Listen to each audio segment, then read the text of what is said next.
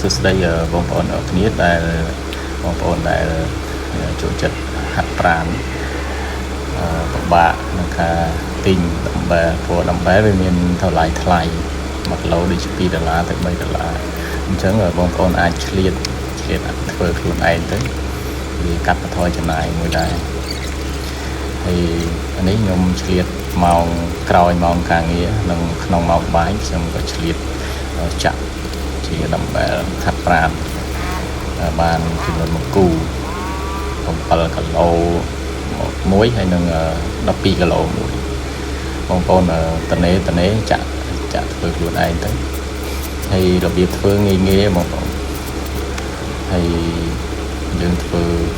ពីពុំអីចឹងចាក់ទៅងាយស្រួលជាមើលវីដេអូក្រោយខ្ញុំនឹងធ្វើលម្អិតអំពីយើងធ្វើពុំរបៀបធ្វើពុំ